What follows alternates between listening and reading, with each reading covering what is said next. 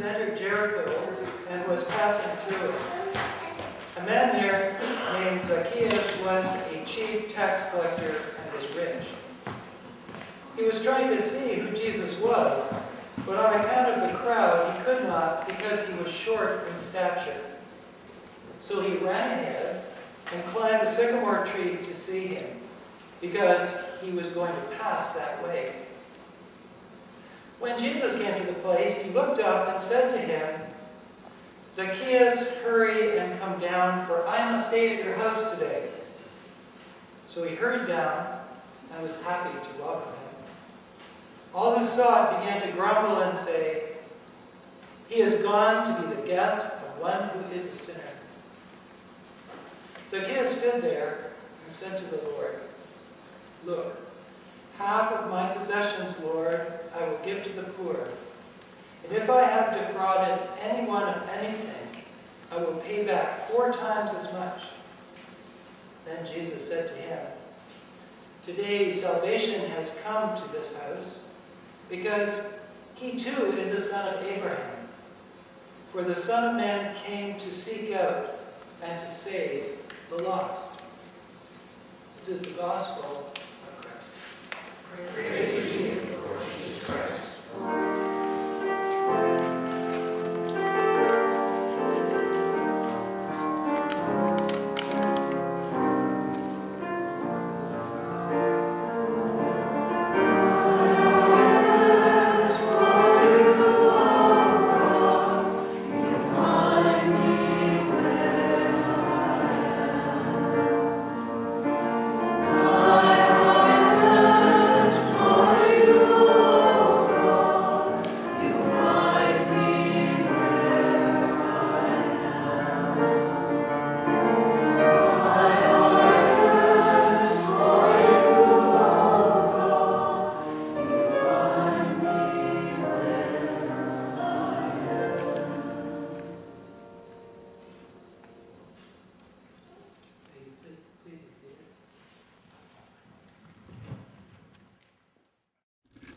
I think the chorus that we just sang in some ways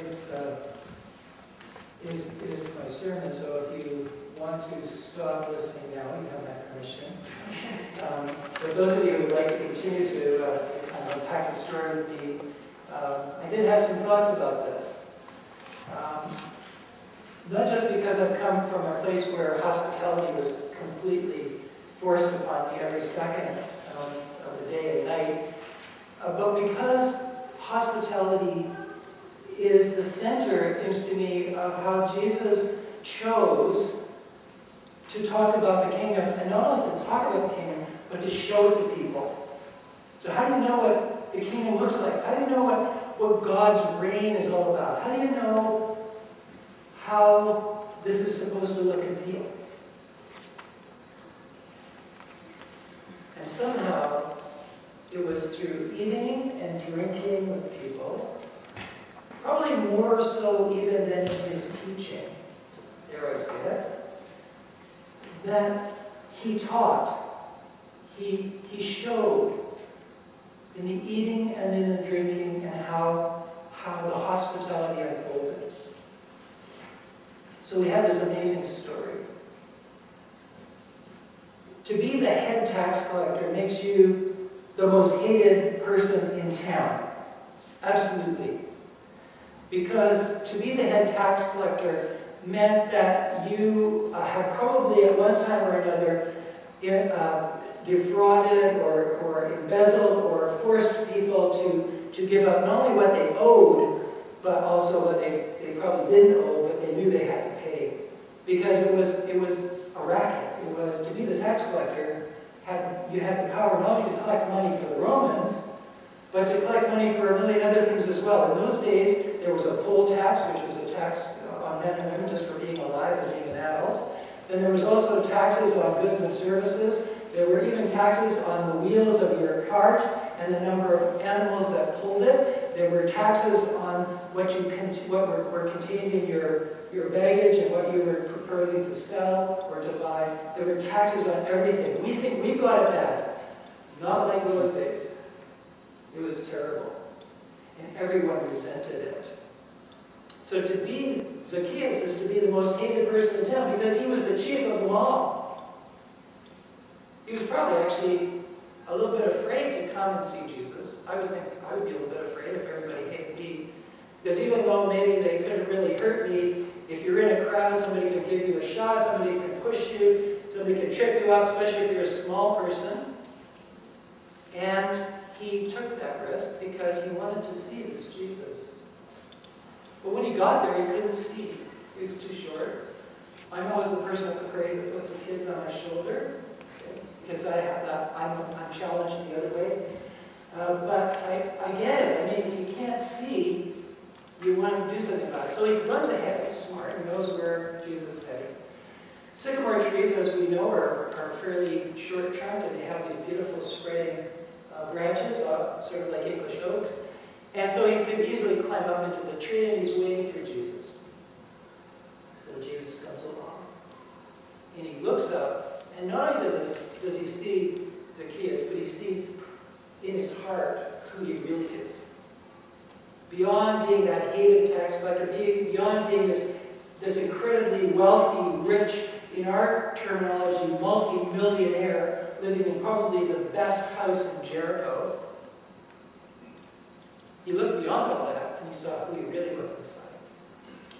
And he knew what he needed. So he said to him, he invited himself for dinner. I love it. He always does this, right? He says, I'm going to your house today. Get ready for me. And he was excited. Nobody wants to go to Zacchaeus' house. He's the most hated person in town. Nobody who's anybody respectable wants to be seen in the company of this person who is our equivalent of the mafia. Why would you want to be seen with this man? Why would you want to go to his house? Why would you want to associate with him in any way? Jesus says, I'm coming to your house today. Naturally, people around react with, why would you want to go to that sinner's house? Why would you want to go to that sinner's house? Don't you know who he is? Don't you know what he's done? Don't you know how he got all this wealth? How he's got that food that he's going to feed you? Graft, corruption, extortion. Man is wicked. Why would you go to his house? Why would you go to his house? I mean, would you go to his house? I wouldn't. I wouldn't. You know, there's people probably in this town. Unfortunately, I don't know them. But I wouldn't want to go to their house. Were you ever in a Hells Angels clubhouse? Maybe you did. But you were there to wrestle away. It's a good question. We shouldn't judge those people that didn't want Jesus to go. They were looking out for his interests. But Jesus chose to eat and drink with this man. He chose to treat him as a beloved person, as somebody who was worthy of being a friend. He chose to be in relationship with him. So this must have been a relatively strange experience for him. I mean, it was a life-changing experience, we know that. I don't know what was happening in his mind, but I suspect that in spite of the fact that he was incredibly rich, his needs, emotional needs, were not being met by that money. His spiritual needs certainly were not being met, or he wouldn't have gone out to see the itinerant preacher wandering through town that everybody was talking about. He probably didn't have a whole lot of friends for all the reasons that I've just given. And all of a sudden, he's being offered a new life through a new relationship. A new relationship with Jesus and with God. And we hear in the story that he took Jesus up on the offer. That somehow, in this radical act of hospitality that Jesus made, and it was radical, and in the prayers that they would have had over the meal, in the conversations that they had, Luke serves a story, but I'm sure that a lot more happened before all of a sudden Zacchaeus said, okay, I'm going to give half of my money away to the poor, which was actually one of the most righteous things that you could do in those days. Almsgiving was equivalent to righteousness. And not only that, I'm going to take the money that I've got left over and I'm going to make it right with all those people that I've wronged. I'm going to give back 4 times what I've taken from people. I'm going to make it right. I don't know if any of you are familiar with the 12-step program, but at one point in the journey to recovery from alcoholism or drug addiction, you have to make things right. You have to seek out people to the best of your ability and make things right so that you can get on with your healing and you can get on with your relationships with other people in an authentic new way. I've often thought that we should have a 12-step program for Christians. If we all went through the 12-step program together, we might look a bit different sometimes. Might look at the world a bit differently sometimes. Nevertheless, in the story, Zacchaeus gets it. Through Jesus offering him relationship, offering him hope, offering him a glimpse of the kingdom of God, he wants more.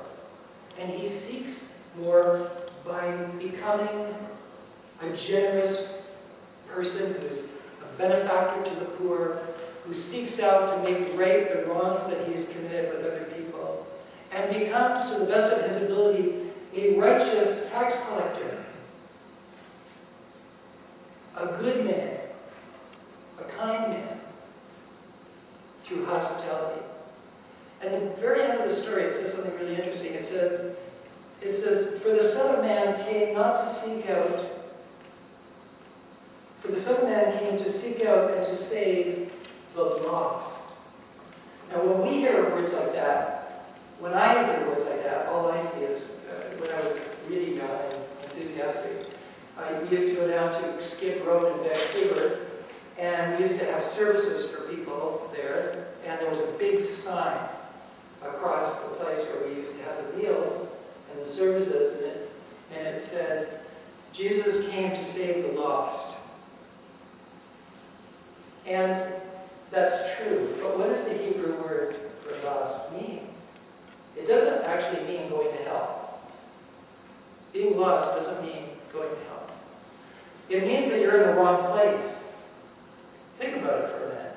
If something is lost in your house, it's probably not lost, it's just in the wrong place, right? You just can't remember where you put it. Right? How many times has somebody said, "Would you please put that back where you found it so that I'll be able to find it next time?" So lost things aren't going to hell. Lost things are just things that are in the wrong place. Zacchaeus was in the wrong place. I think somebody's lost some things over there. Zacchaeus is somebody who's in the wrong place. His life is in the wrong place. His priorities are in the wrong place. And he realizes that. And Jesus sets him on the right path again. Gets him in the right place. The right spiritual place. The right relationship place. With Jesus and with God. So what does that say to us today in our journey?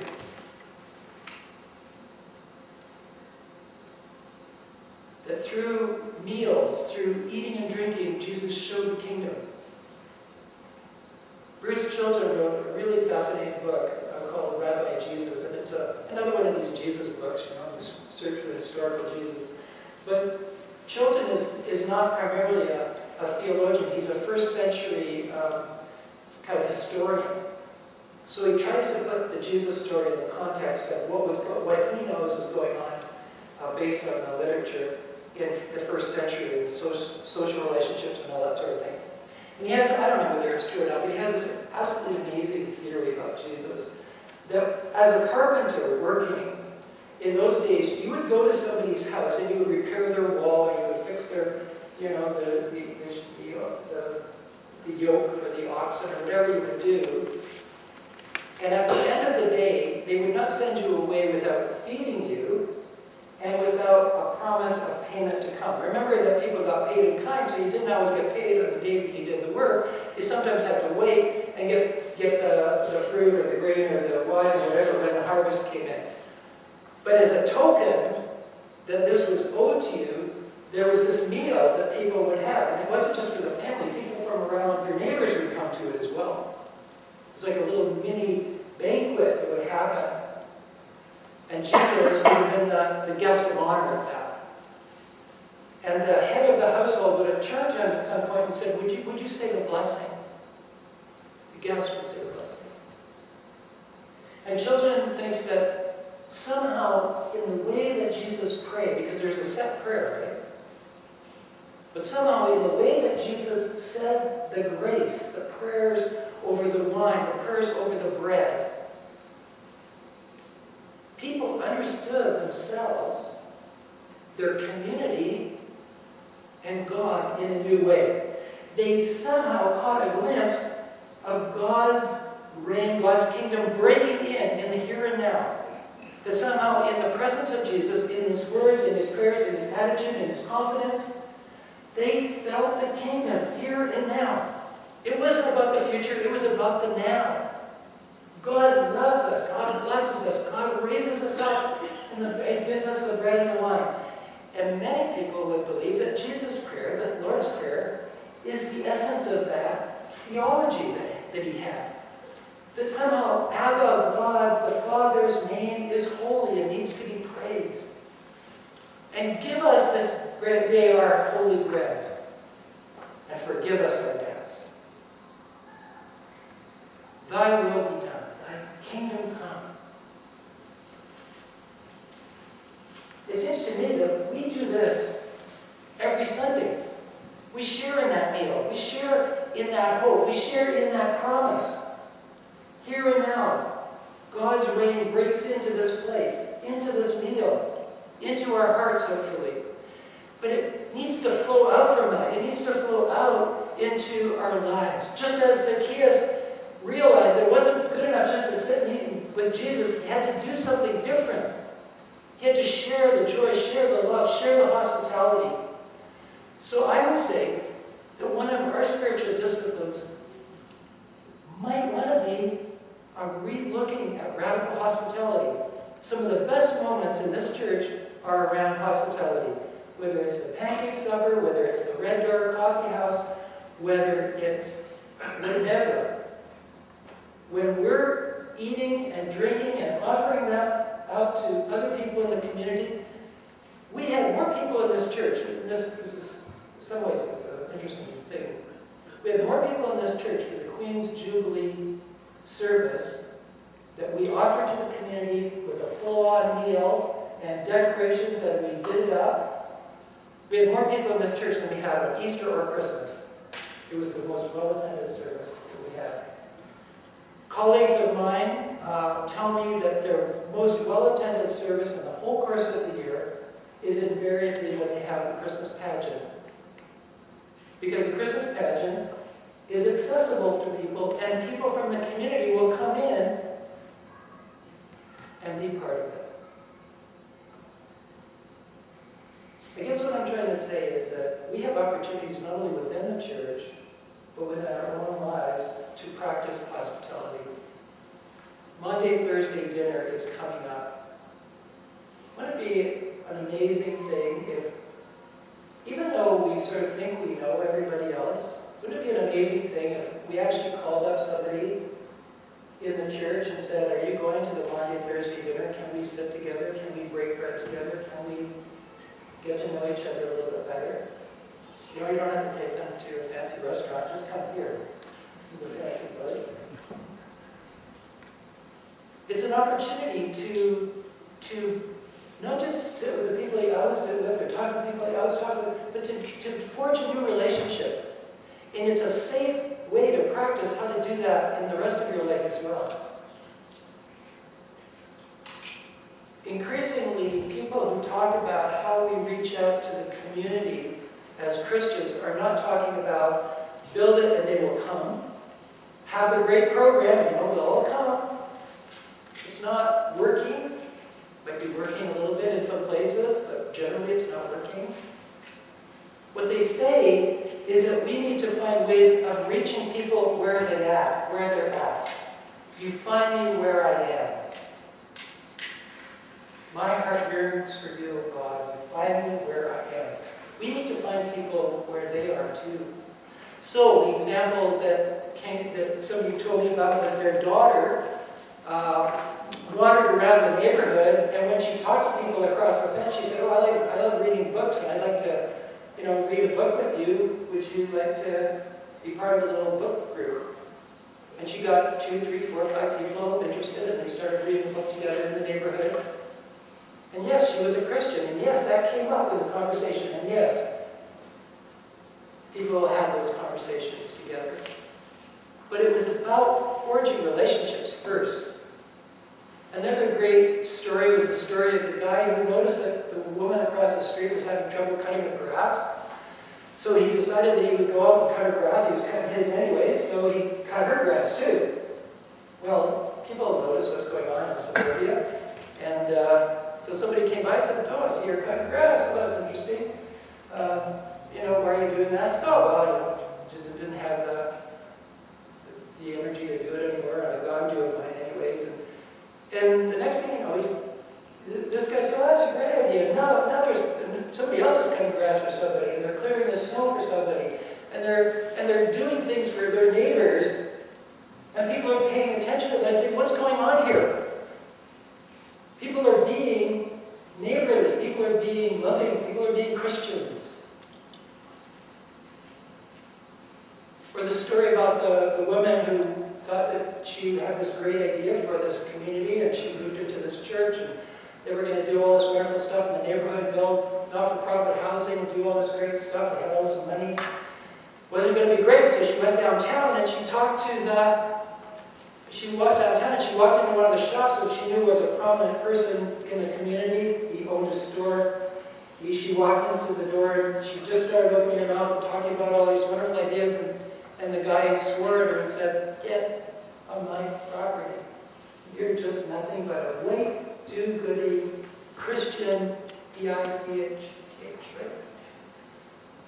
Though she hit the road, went back, probably had a little cry, regrouped, thought about it. How am I going to break down this barrier? So you know what she did? She went out and she picked up the garbage on the street. Because she noticed that the street they weren't picking up the garbage on the street. It looked bad. And we know from books like The Tipping Point and the experience of New York City that those kind of things are really important. Litter says a lot. Graffiti says a lot. It sets up a whole environment. So she thought, you know what? At least I can do that. So she went and she picked up the garbage. And she picked up the garbage for a year. And after a year, that same guy said, "Oh, come on in. Let's have a coffee." And from that point on, all of the things that she had dreamt about and hoped about could be worked on together with the community, because there had been a trust and a relationship, a commitment that had formed through her radical act of hospitality and compassion and love. This is an individual thing and a corporate thing. So what I'm saying to you today is that we can each in our own small way think about Jesus' ministry of hospitality and how we could do some small thing for someone else that could lead to a relationship. Not with an ulterior motive of, "Oh, I want to get that person to come to church." If you do it for any ulterior motive other than you want to be in a relationship with somebody, then don't even start. And if along the way, somehow the kingdom breaks in and Jesus' love is shown and people show an interest, that's fine. That's great. That's not why we're doing it, folks. We're doing it because that's how God works. God sends all this down on us, the love, the sunshine, the blessings, to all of us, whether we deserve it or not. And our job is simply to respond in love. So, radical hospitality as individuals and as a community. I hope at some point in the conversations that we're having, we will talk about hospitality. Because I think that's something that St. Paul's is actually pretty good at. And something that maybe we